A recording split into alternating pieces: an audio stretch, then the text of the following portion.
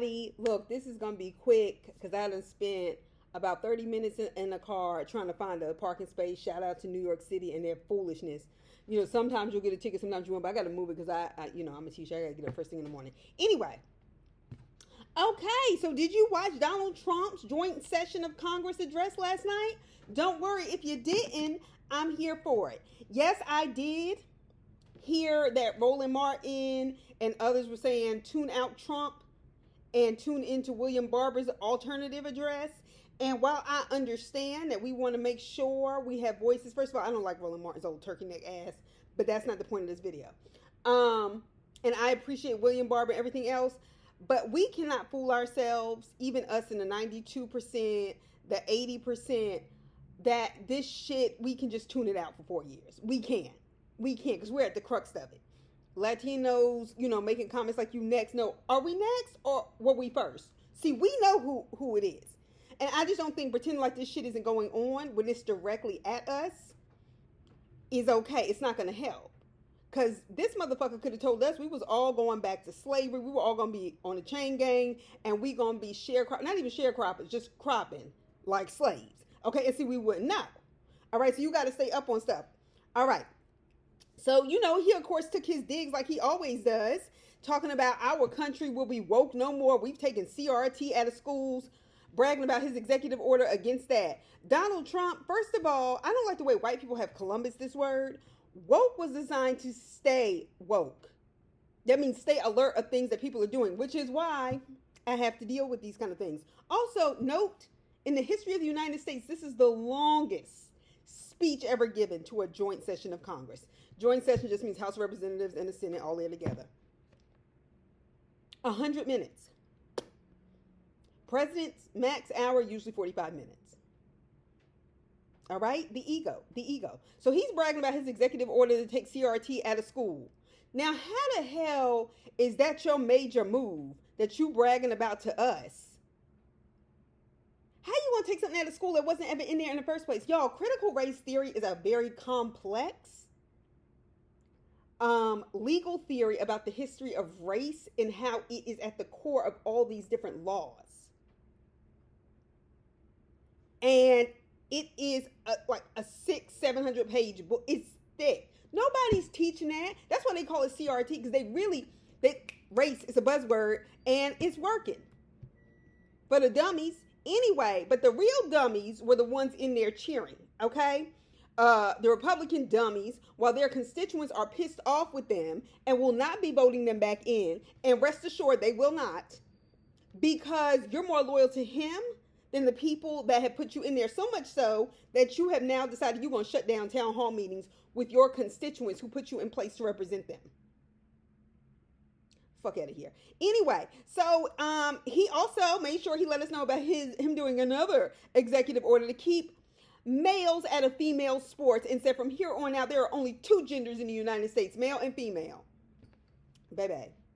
First of all, this is a game the conservatives have been playing for a long time, which is also why it pisses me off how weak the Democrats are. Don't worry, I'm going to get to them in a second. Because biology disagrees with you. The World Health Organization, despite the fact that you've taken the United States out of it and now we have an increased measles outbreak, it's male, female, and intersex. Intersex is recognized by doctors in the U.S. People really are born with two separate male and female parts. That happens to people. Also, please note that the trans population is less than 1%. People are not just going into these surgeries, just changing all their body parts, and they make you think it's more than it actually is. Or like the trans kid who wants to be on the sports team. They make it big so you think, oh my gosh, it's taking us over. Think about where you live. I don't have kids. Yeah, I'm a teacher, but still. I don't have actual kids. Even the kids around, like, that's not even, like, yeah, there's gay people, but there's gay people. This whole idea that that's where all the healthcare money is going, do not be fooled. I don't care if you like these people, don't like their lifestyle. They probably don't like yours either, and that's okay. But that doesn't mean that it's acceptable to oppress groups of people. All right. So then also be mindful that sex and gender are not the same thing. Sex is a biological category, male, female, intersex. Gender are the behaviors associated with a sex. And people use those interchangeably. They're not the same thing. Let's talk about gender. Beverly Guy Shefdall, Janetta B. Cole, look it up.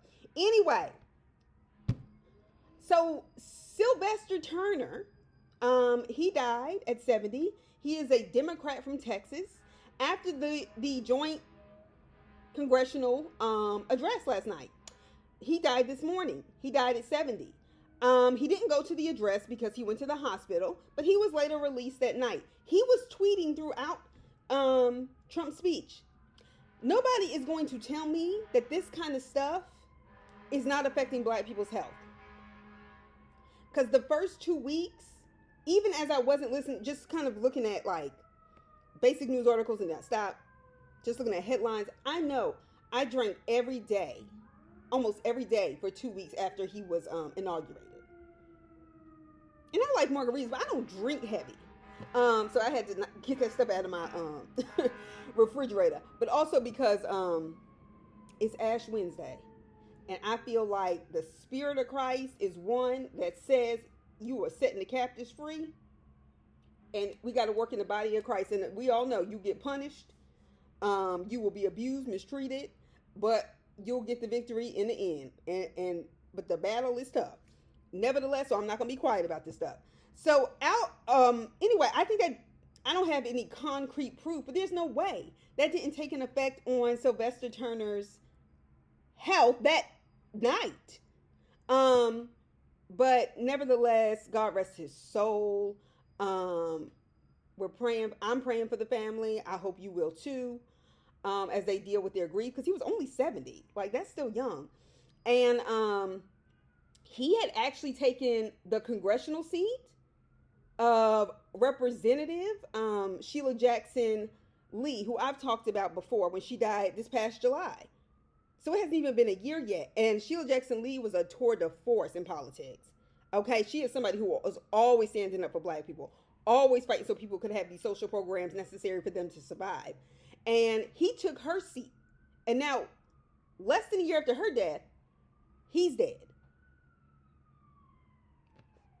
This man was mayor of Houston for 8 years, and he served in the Texas House of Reps for 27 years. So don't tell me he ain't used to racism and all this other stuff. But I'm saying this kind of stuff is taking a toll. And black people have enough historical memory to know that the worst shit will happen to us. And it's a lot. And we can't pretend like it's not. Al Green, not Love and Happiness Al Green, not that one. Al Green from the House of Representatives, who's also from Texas, is 77 years old. He's in Congress. He stood up with the cane he needs to walk. As Donald Trump was talking about, actually, you know what? Talking about cutting Medicaid and that he has a mandate to do it, this, that, and the other. And he stood up and said, no, you don't. Right? That's what he said. Let me tell you something. That white man couldn't have pulled out his gavel no quicker. Mike Johnson, the leader of the House of Representatives, and he's obviously the majority leader, so he sits up there behind the president, and so does the vice president, J.D. Vance. He pulled out that gavel so quick, had that old man escorted out. Now, he said he was glad to be escorted out. They interviewed him after, okay? And he said, quote, the whole budget that he has is one that is going to cause Medicaid to be cut. And when he said he had a mandate, it triggered something. It really did. Because he doesn't have a mandate, and he doesn't have a mandate to cut health care from poor people, end quote. And he said he would much rather be on this side of history by getting kicked out from this. But let me go ahead and just take you down memory lane, because when I saw that last night, the first thing I thought about was when that white man who called Barack Obama a lie, and you can, let me tell you something, you can YouTube it. And this was Barack Obama hadn't even gotten his office chair cushion broken in, okay, and gave a joint session to Congress. That white man was sitting there so angry, like the rest of them, all red-faced, arm shoulder, called that man a lie, giving statistics, giving facts. That white man, and you could see he was seething. Yep, it was Representative Joe Wilson from South Carolina. Nancy Pelosi, Joe Biden, neither one of them stood up. J.D. Vance stood up immediately when that black man stood up. Because you know when black people stand up, white people get all up in their shoulders all of a sudden. Because you know they feel like they have the right to own us, tell us what to do, and control us way after slavery. That gavel came out quick and he was like, order will be here. We can have you removed. Was he removed? Absolutely. They sent the Capitol Police to escort that man out who needs a cane to fucking walk.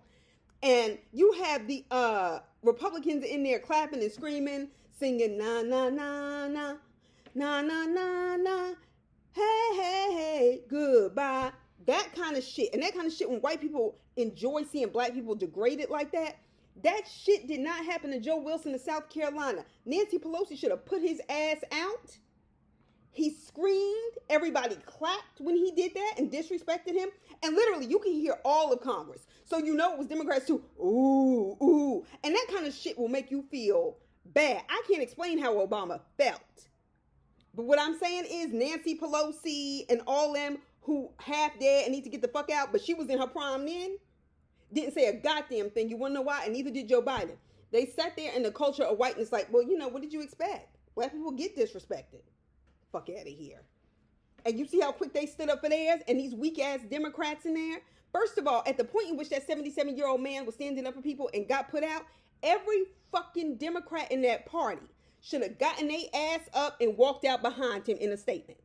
Now, Maxine Waters told us she wasn't showing up. She was like, I was critical of him in 2016 and throughout his tenure, and I'm critical now, and he thinks he has the right to be a dictator, so on and so forth.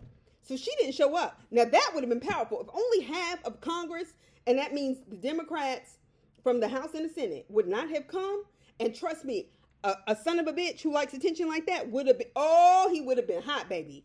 And that's the way you do it. Okay, because that's the kind of shit Republicans would have pulled on Obama. Anyway, didn't none of them move? Didn't none of them black people move at that older black man standing up for it? That would have been my cue. I'm not saying that some of them didn't walk out eventually.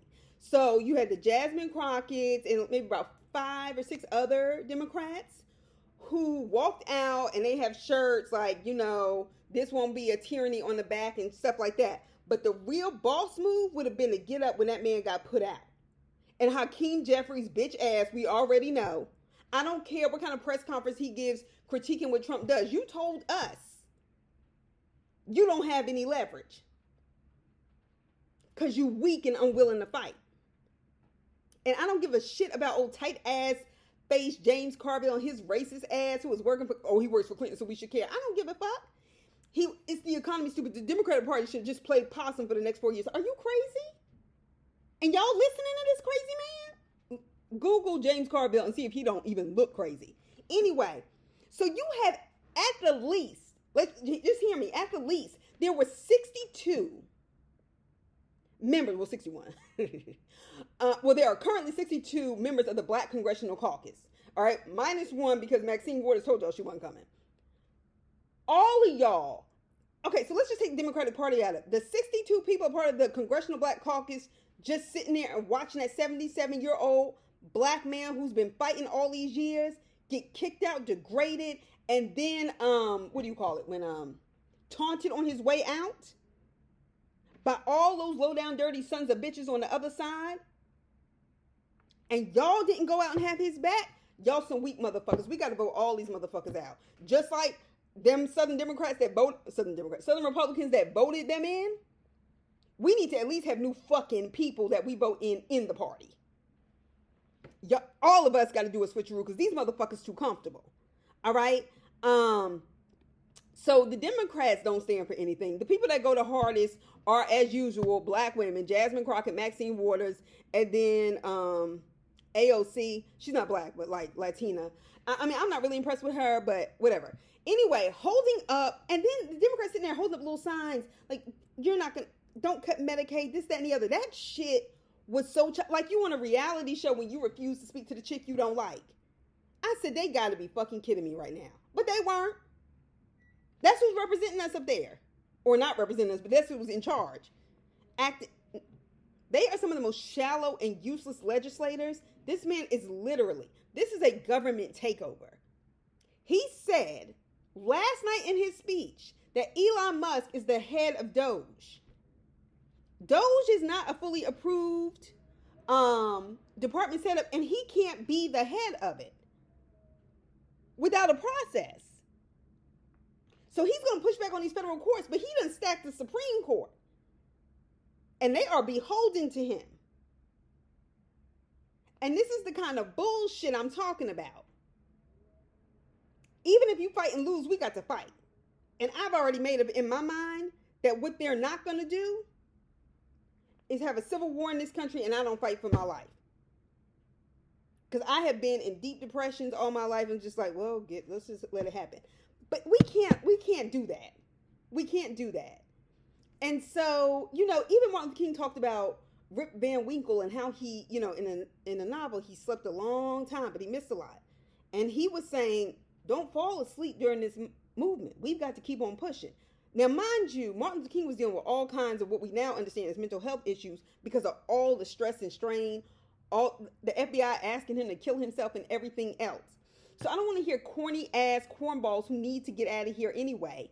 Cornel West talking about this was back when we started saying woke. Well, you know what? Black people don't need to be so woke that you get insomnia. Go to sleep. We're not talking about real sleep, you dumb fuck.